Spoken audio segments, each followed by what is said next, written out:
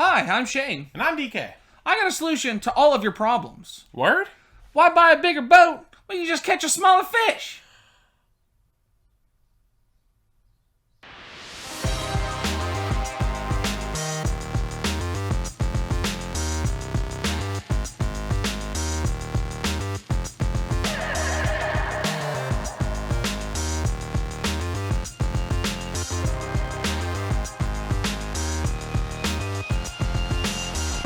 Welcome to this week's episode of Talk Culture, where we're going to be talking about some movies that we want to do a reboot on. Now, we're saying a reboot, but we're not necessarily doing a reboot because there's something wrong with these movies. We're just saying we'd like to see an updated version of it. It might be, just wants to look better, maybe graphically, maybe better casting choices, or maybe just want to see it again. Yeah. So I want to go first. Whoa. All right? Is that fine? Yeah, that's fine. I'll lasso my first one in. It has nothing to do with Westerns. You better pull it in from off screen.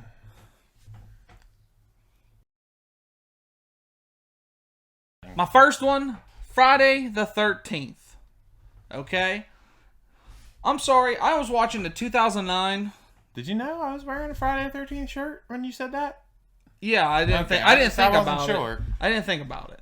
But Friday the 13th, I think 2009 movie, or when it came out, whatever. You're rebooting the 2009 and not the... I just want to reboot the whole thing at this point. All right. Like, it happened in the 80s or whatever. Like, it's kind of outdated. It holds up to some point, but it's not that great. I think you can completely reboot that. Now there's, like, the whole, lawsuit thing going on.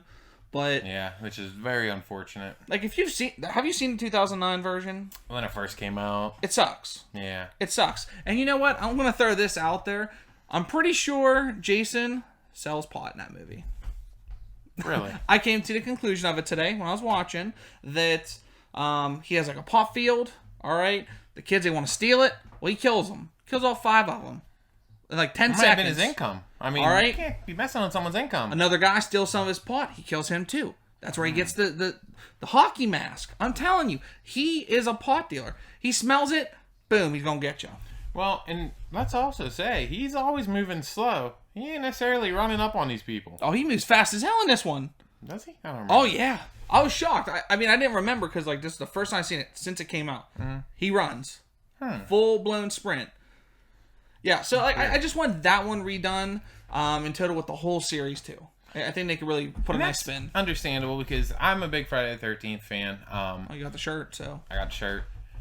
I honestly was going to put Friday the 13th on my list, but unfortunately I'm really nervous about that because I feel like a lot of classic slasher movies that get remade never end up like holding up against the originals. I don't know if it's a nostalgia thing or it's just like they were so campy back then that you could get away with a lot more than you can now. Like, because when you think about it, like the Halloween, Friday the 13th really didn't have like a very in-depth plot.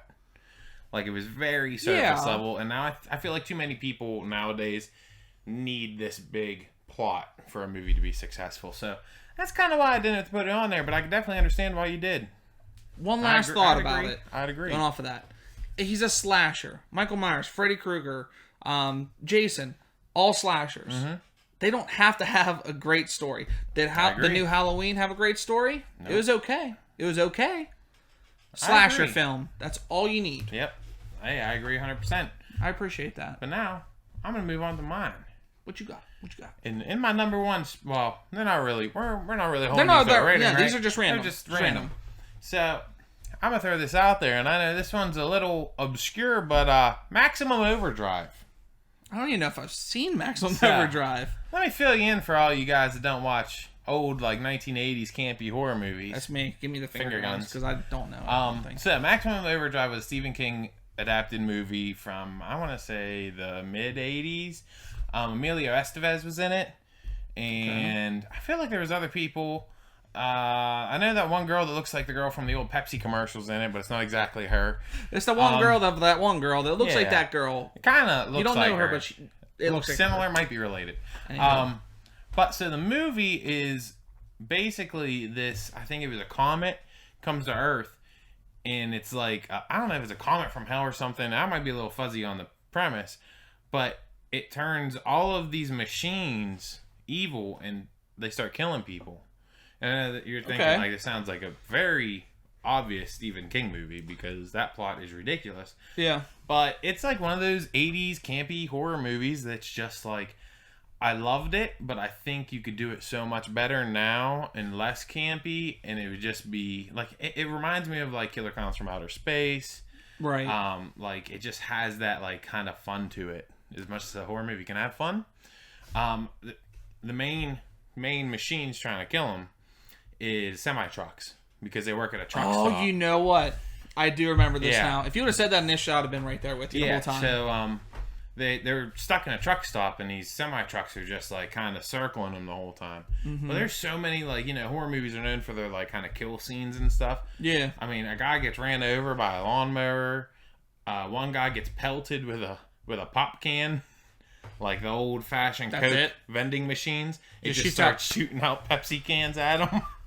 Like, it's just a great movie. It's fun, and I think they could really make a good version of it nowadays. And I mean, hey, you could even bring Emilio Estevez into it too again. Yeah, it's kind of speechless. Like I mean, I'll take Emilio anytime. And let me just say, the movie was like sponsored by AC/DC or something, because literally the whole soundtrack was AC/DC. We could definitely move away from that. Nope. Get some other. Nope. AC/DC's gonna make an album just for it. I hope not. Now something. That'd be really hard to do. Now something that my next one, it's not necessarily a reboot. He gave me the okay. Said it's a green light for it. I got green light. It's not a reboot, but it's a sequel, a continuation. Oh, I think I know what you're gonna say. It's Indiana Jones, isn't it? No. Oh, okay. Austin Powers. Oh, how awesome would it be? How awesome! I love Austin Powers. I love it. This is the reason why we did not tell each other the four that we're doing. Let's go. Okay. Tell me. So Austin Powers, like every single movie has like a different decade, right? Mm-hmm. So I know the movie came out in the 90s. That was like the main time frame. But maybe they can like somehow go to the 90s unless they go like really far back, whatever. Well, I mean, they did when they did it because what was it? The second one jumped back to the 70s. Yeah, right? 70s or 60s. Yeah, it was the 60s, 70s, or no, was it 60s, 80s? Then he went to the 70s with Goldmember, I think. Yeah, that's right. It was partially in the 90s. No. Goldmember was partially in the 90s. He came from the 60s. Goodness gracious, 60s. Okay, Austin Powers was from the 60s. Okay, then the 90s, he was frozen, came back. Boom. Okay, then he went back to the 70s. Then he Foxy Cleopatra. She's a whole lot of woman. Oh, I knew you knew it. I tell you but what. I think it'd be extremely awesome to see. I know everyone that's our age and even a little bit older, they're gonna want to see it too, probably. And I think Mike Myers still has it in him. Oh yeah, he did like the Love Guru. That was like his last big one that I can remember. It wasn't bad, but everyone was kind of exhausted from that, right? Yeah, and I think honestly, he did such a good role in Austin Powers. I think everyone was expecting everything after Austin Powers because he really didn't do too much after Austin Powers. Like he did the Cat in the Hat movie. He did the Love Guru. I don't know if he did Shrek. Yeah, but I mean, other than that, all I can really think of off the top of my head. Much more, but I know for years. I mean, even I remember when Goldmember came out, like a couple years after that, they were talking about doing another Austin Powers movie because Ludacris was supposed to be the enemy. Yeah, and I was like, that's ludicrous. It's been in the works for a long time. Oh my lord, who says that? It's ludicrous. Sorry, literally, it would have been great. It would have been awesome. Yeah, and that's why I want it. So I need an Austin Powers 4.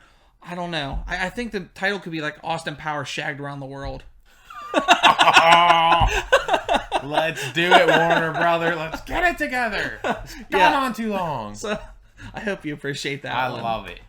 There you go. So I'll let you go to your now. I'm going to go on my next one here. So this next movie, also, I want to say is 90s. Okay. Kind of a horror. Spawn. I'm into it. So, for years now, the creator of Spawn, Todd McFarlane, has been talking about doing a reboot, trying to get it green lighted. And I think when they originally started the reboot, they lost funding or something happened. I can't remember what it was.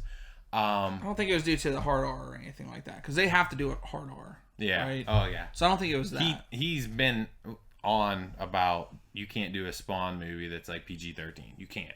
No, you can't. It's too stupid. Dark. Now, the original Spawn movie, I believe it came out in the 90s. I don't remember for sure. it had that very similar, like, what Batman and Robin kind of artisticness to it. So it was kind of like it was campy, dark. it was dark. I liked it, but it definitely has a lot of room for improvement. The guy who they casted for Spawn, I can't think of his name at the moment. He did well. I just feel like the screenwriting wasn't that great. Some of the other acting in it wasn't that great. The CGI for the time was all right. Like, I remember whenever he goes down to hell and, like, you see the Satan's, big demon. like, yeah, like, he's like... But it's lame now, though. Yeah. Like, I think that's 100% fair to say. Yeah, like, it's lame now. Like, the little blue short demon dude that, like, was always falling around, like, cool. Yeah. You can literally put that into today's movie. He, like, looked fine. You know, Yeah. like, the prosthetics and stuff like that. But no, the CGI, that's where I was like... and Spawn is such a badass anti-hero. Like, I feel like the age of anti-heroes kind of never... Like, it's a subject that really never got over with a lot of people. It's hard to like something that is evil and they have good intentions that are overshadowed by their bad intentions or their bad conflicts that they have. It's a very difficult situation. I think the closest, like, kind of anti-hero you have that was successful was the Punisher. And even then, they really never, like, the movie and even the little bit of the Netflix show that we were robbed of, never really got into the Frank Castle character as much as the Punisher was dark. Right. So I feel like there's really no good anti-heroes out there. And I feel like Spawn would be a perfect anti-hero. He's badass. He has guns. He has the huge cape. The chains. The chains. Like, it's so awesome. If you've never seen the original Spawn, I wouldn't recommend watching it. But look at the comics. They've been putting out comics. You go into any comic book store or a, like, exchange or, like, you can find action figures from Spawn all over. They're always cool, too. All over. He's a new character in Mortal Kombat 11 that just came out recently. So definitely check it out. Spawn is badass. Let me throw a little tidbit to there. Ooh. So you said Netflix. If they don't make a movie, what about a Netflix show though? For Spawn? It'd be awesome. So you could really deep dive into the character, and Netflix will do rated. But my thing that I'm nervous with Netflix, and I think The Punisher was the perfect example of this, is shows get canceled so, like, willy-nilly. Like, I feel like The Punisher show got robbed. That show was, like, just getting its... Yeah, it was just getting its traction. I mean, John Bernthal was killing it. And then Netflix was like, nope, we don't want to do it anymore. And I mean, I don't know about you, but that's happened with a couple of my Netflix shows. Me and Lacey were watching, I think it was called Daybreak. It was about zombies. Yeah, you're telling me about that. It was a great show. It got axed. I'm like, come on, let's stop. Well, get those, like, movies from the 60s off there and let's get some new stuff. That is so weird that you teed that up. You literally teed it up. Oh, hey, I'm just going to go. I'm going to go. I'm going to pretend like I did that on purpose. You did it on purpose then. How about Creature from the Black Lagoon? Oh. Wouldn't that be cool? It's funny that you say that because You almost put one of the classic monsters on my list. Okay. So, I think the last time I seen this, it was before, I think me, you, and Adam were going trick-or-treating. Do you remember sitting in my living room? It was probably like the third to last year that we went. Is that third to last? Does that make sense? A long time ago, yeah. It was a long time ago, yeah, but I remember watching it, and I'm like, wow, this could be, like, really cool. Like, it could almost have, like, I don't know, like a Jaws, like, piranha. I'm trying to think of other things that are, like, kind of underwater related. Like an eel? Maybe a koi fish? Not even close. Nothing's more scary than a koi fish coming out. I mean, hey. But no, like, honestly, I think Creature from the Black Lagoon, like, it looks kind of cheesy and goofy for the time, yes. But, like, there's something iconic about that. And they are rebooting, like, all those Universal monsters. Yeah. They just did The Invisible Man, which supposedly is awesome. I didn't see it yet. So. Well, so, and I was going to say the Swamp Thing, but they just recently did what is it, Netflix show? Is it a Netflix show? It's a show. Yes. Yeah, he's in the Swamp Thing. I haven't watched it yet, but that's what I was going to say was the Swamp Thing. Okay, so we were kind of like same wavelength. Yeah, very close. And I mentioned The Invisible Man, too, but I heard about it, and I actually heard it wasn't that good. I don't know. But really, I don't like the way it's in it. I'm not going to get stuck on that. Hey, it's criticism. But I don't know what they would do with Creature from the Black Lagoon. I don't know what type of story per se. How do you update that? You know what I mean? I don't know, and I don't know how in depth you could go with it, like to make it a show. I don't want a show. I just want a movie. If you just did a movie, yeah, it's hard to say. Listen, if they can do the Invisible Man, they can figure it out. They could probably figure out Frankenstein. They do vampires for just about everything. Mm-hmm. I don't care. Creature from the Black Lagoon would be awesome to see. I just want to see it. Plain and simple. I don't even know what else to say about it. That's all you got to say about it. Thank you. And you know what I got to say? What's up next for me? What you got? So next up on my list is Equilibrium. I don't know if you remember watching this movie. Watched it a little bit back in the day. I want to say it was in high school we actually watched it. You're hitting me with some deep cuts today. I know. Hey, you're getting it deep. So Equilibrium was a movie with Christian Bale. All right. It's Christian Bale. And it was loosely based on the book 1984. It is about a dystopian era city that is very tightly ran. And Christian Bale's character works for, I don't know if you'd call him the government. And basically all the people of the community and, I don't know, the world take these pills that make them very, for lack of a better term, robotic, I guess. They're they don't have senses. Yeah, it's just they have no senses, no emotions, nothing. And Christian Bale's character is this elite, kind of like an assassin spy kind of deal. And he accidentally starts getting these emotions by not taking his pills. And the whole movie is basically him trying to sneak around without people figuring out that he is not on his pill, and he is trying, I'm just trying to do a liberation kind of thing. He realizes people need this, and he has been working for a government that's been holding this away from people his whole life. Even his kid is hardcore, no emotions, and the kid actually rats his dad out to the government because that's how strict they are. And it's kind of futuristic. Looking at it now, it's probably not futuristic. It was made in the 90s. So you had a lot of the hover car kind of look. Yeah. Stuff like that. It reminds me of something though. As you're describing it, it's loose, but so one of the biggest Black things. Mirror.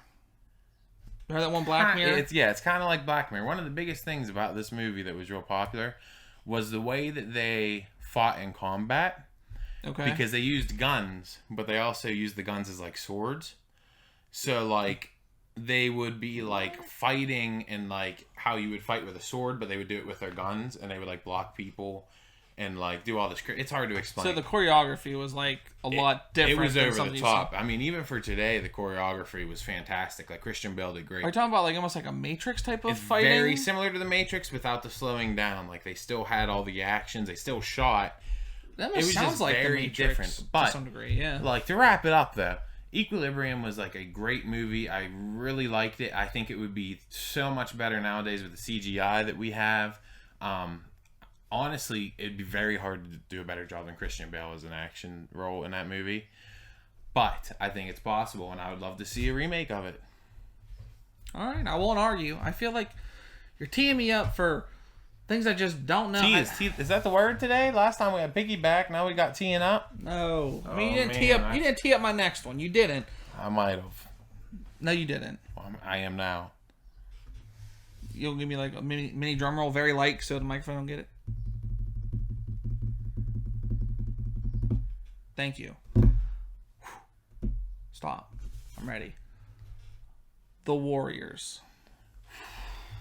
I knew this one was going to get you in some sort of way. There's good and bad.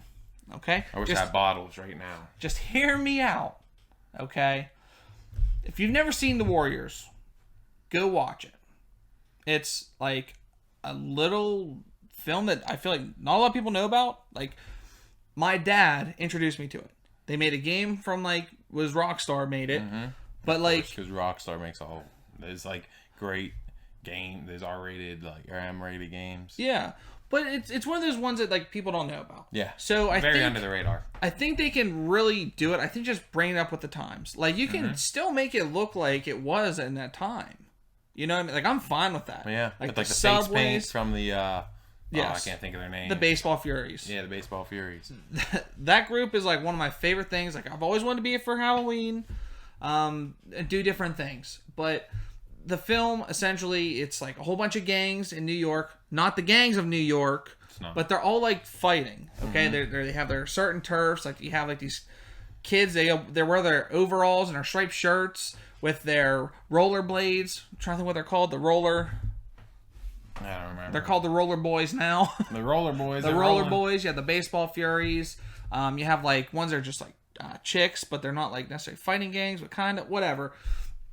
They all battle. Essentially, the guy that is like the ringleader of them all, he gets shot by the Rogues. If you've ever seen the Warriors come out to play, that's him. Bad guy. And let's not forget, Can You Dig It? Thank you. Popular. I think that's where Booker T got Can You Dig It? Probably. Yeah, probably. That's what I always think of. I wonder where he got the Spinneroonie, though. I have no idea where he got that one. But the Warriors, I want to remake it, but I don't. I just want people to see it. I just want to see it like in some nice, vivid, bright colors because I think they can do New York City like a lot of justice because it's so like grainy from being just an old film. But I don't know what else to say other than it's just fantastic. Just watch the original. Maybe one day they'll reboot it. Maybe they'll just add some splash of color or something. I don't know. I love the movie though. That would be a great movie, especially like you said, like bringing it up to date, modern. You definitely could do it. It'd be awesome. That's for sure. Thank you. Now, Did that break your heart with that? just a little bit. A little bit? But I liked it. Okay. Now, my last one I got. Arachnophobia. Wow, you got that one in before I could even hit it again. Arachnophobia. How are you gonna even make a movie about spiders and stuff? You don't like spiders. First of all, they did it with Eight-Legged Freaks, and I loved it. But that's Arachnophobia. True. It's David Arquette. We need to get David Arquette in Arachnophobia, whatever we do. But seriously, so Arachnophobia I seen for the first time when I was like 8 years old, and I was terrified of it. Absolutely horrified. I like every time I went to put on like a football helmet or something, I had to check for a spider. Have you seen Arachnophobia? No. I'm blown away that your list is like made up of things that I haven't seen, or maybe I have seen, just haven't seen in a long time. That's why it needs a reboot. You might never ever seen it, and you might like it. And that was one of the qualifications for things that I put on my list. So Arachnophobia is basically about, it's very similar to Eight-Legged Freaks in the sense of these spiders, they're super poisonous. They get out and they terrorize this town. Okay. But these spiders aren't like some huge spiders like Eight-Legged Freaks.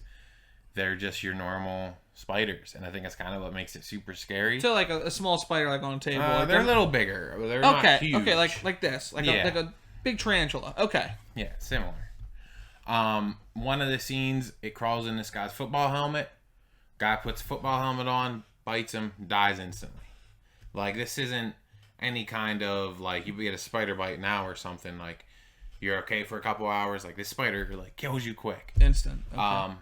It's an older movie. It is. I can't tell you what. I think it was like probably 80s? the 80s. Probably. Okay.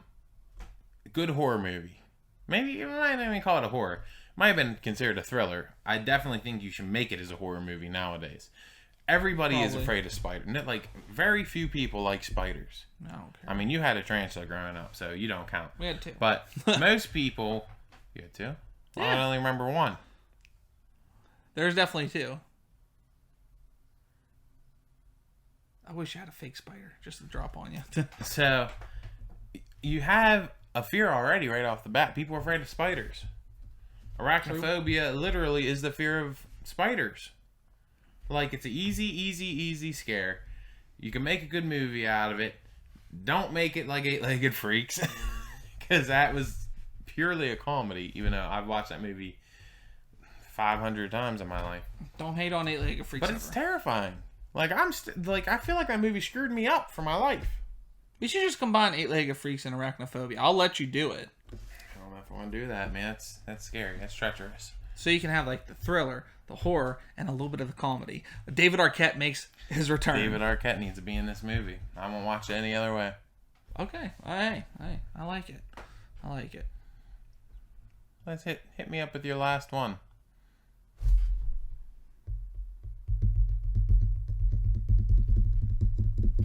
All right, can we just get like a drum roll put in somewhere? Like seriously, I can't. Just go. Just get it out there. Get out there. I'm building the suspense. There's a lot of suspense. Thank you. Resident Evil. Ooh. So there's been a million of them made. It's risky. With whatever her name is. Mia... No, that's not her name. Whatever her name is. Janis Joplin. That's not it. There's been a million of them made, and they just keep progressively getting worse and worse and worse and worse and worse. They do. Why don't they just make this simple? Take characters that we love.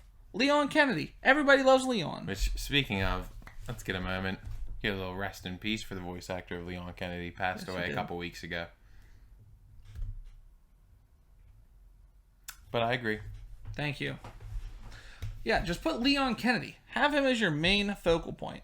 Like, why are you taking her every single time? Yes, she's a badass in those films, and like, I think she does like majority of her own stunts, unless I'm thinking of somebody else. I think it's old. But I'm over it. Yeah. I'm over it. There's only so many things you can do with one character in one city. Like, they've already blown up Raccoon City 110 times, probably. Yeah, and I can't say that I've seen any of them past, I think, 2, just because even 2, I wasn't a big fan. I mean, the first one was alright. I might have seen... Which one were they in the desert? Was that Apocalypse? Yeah. I've seen that one. But, like... I mean, I could be wrong, but, like, have they ever used any, like, so, like, Chris Redfield, Leon Kennedy, what's her name? Oh, from Resident Evil 2. Jill Valentine. Jill Valentine. I don't think. Like, why?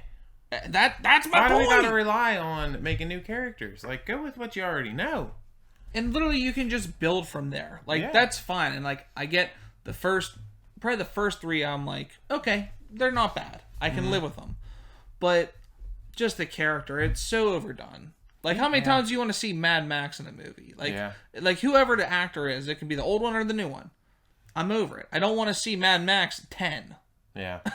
You know? No, I agree. And honestly, like, those stories in Resident Evil, especially with the remasters coming out right now, are good stories. Like, they're not crazy over the top. I don't want them to remake the games, though, into a movie. Like, I just take the character and elaborate, do something different. It can be in between where, like, it's not necessarily pilot with it or whatever. Pilot? Yeah. Pilot, yeah. Like, just do something with the characters. That's all you need to do. Well, let's just say, could you imagine Resident Evil 7 as a movie? I don't want to see it as a movie. That'd be terrifying. It'd be nuts, you know, for sure. It'd basically be Wrong Turn, though, I feel. Like, that's pretty much all it'd be. Yeah, they made like a million wrong turns. We should have made that one. Yeah, bring Henry Rollins back. I mean, he never died. We should have had Wrong Turn on the list. That's all right. They're still making them. But hey, that was our list for reboots that we'd like to see. Share in the comments below what ones that you might want to see, which ones we might have got wrong, and hey, even add to the community down below. I must add, I'm never getting anything wrong. Never. Not once. Not a single time. But, as always, like, share, subscribe. Make sure to hit the bell so you can be notified of other videos that we make in the future. But also check out the old ones. You want to tell them what they should always do? I think you should always stop by and see us right here every Friday. 6 o'clock Eastern time. Another time on another part of the world. Right here. On? Sorry. Talk Culture.